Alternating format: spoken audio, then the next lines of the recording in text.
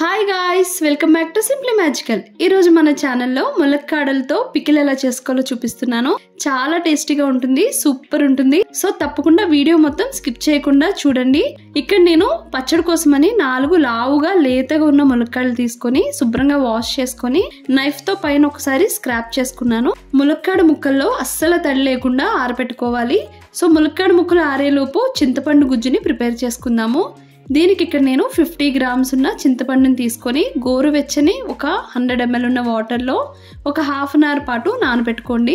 అప్పుడు మనకి గుజ్జు చాలా ఈజీగా సెపరేట్ అయిపోతుంది. ఇప్పుడు ఒక కడాయి తీసుకొని ఇందులోకి 1 టేబుల్ స్పూన్ మెంతుల్ని యాడ్ చేసుకోవాలి.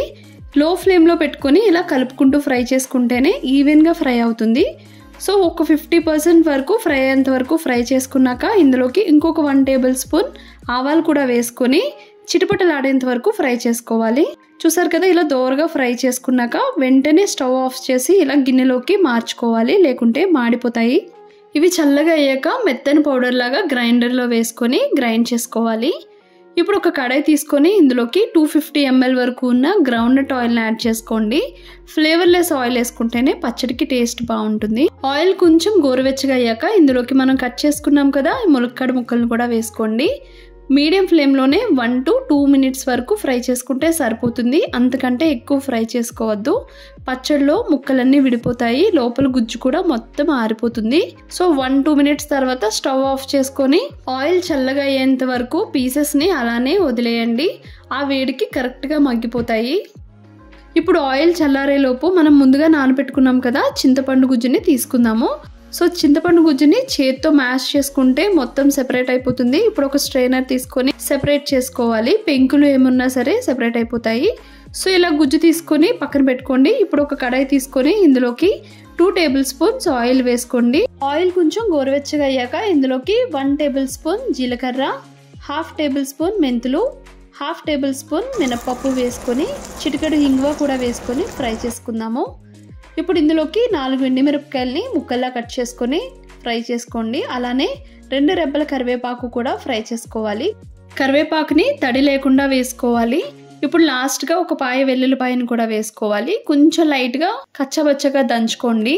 సో ఇందులోకి వెంటనే వెల్లుల్లిపాయలు వేసిన వెంటనే చింతపండు గుజ్జును వేసుకోవాలి. వెల్లుల్లిపాయలు మరీ ఎక్కువ ఫ్రై అవ్వనివద్దు. సో చింతపండులో వాటర్ అంతా ఎవాపరేట్ అయ్యేంత వరకు ఇలా మగ్గించుకోవాలి. చూసారు కదా, పేస్ట్లా వచ్చింది అంటే చింతపండు పేస్ట్ మనకి రెడీ అయిపోయినట్టే.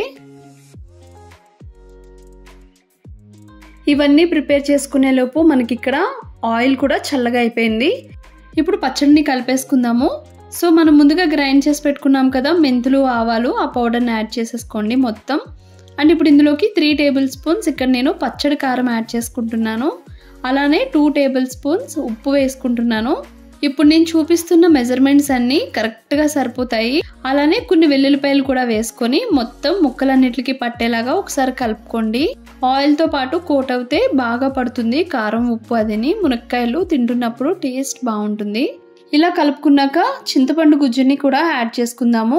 మనం ప్రిపేర్ చేసి పెట్టుకున్న చింతపండు గుజ్జంతా వేసేసుకోవాలి.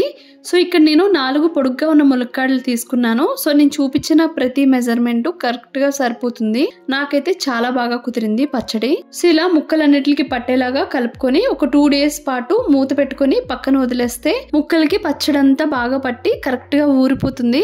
3rd day నుంచే పచ్చడి తినేయచ్చు, చాలా టేస్టీగా ఉంటుంది. సో ఇలా ఊరిపోయాక ఒక 8 టైట్ ఉన్న గ్లాస్ జార్లోకి షిఫ్ట్ చేసుకోండి. ఈ పచ్చడి 6 months వరకు నిలవ ఉంటుంది. ఫ్రిడ్జ్ లో కూడా పెట్టుకోవచ్చు, కలర్ చేంజ్ అవ్వదు. సో చూసారు కదా, సింపుల్ అండ్ టేస్టీగా చేసుకునే ములక్కాడ పచ్చడి ఎలా చేసుకోవాలో మీరు కూడా తప్పకుండా ట్రై చేయండి. అలానే నా ఛానల్లో ఆవకాయ పచ్చడిని కూడా అప్లోడ్ చేశాను, చాలా టేస్టీగా ఉంటుంది. లింక్ ని డిస్క్రిప్షన్ లో ప్రొవైడ్ చేస్తాను, చెక్ చేయండి. నా వీడియో కనుక మీకు నచ్చితే please do like, share and subscribe my channel. నా లేటెస్ట్ వీడియోస్ నోటిఫికేషన్ మీకు రావాలి అంటే పక్కన ఉన్న బెల్ ఐకాన్ని క్లిక్ చేయండి. Bye bye.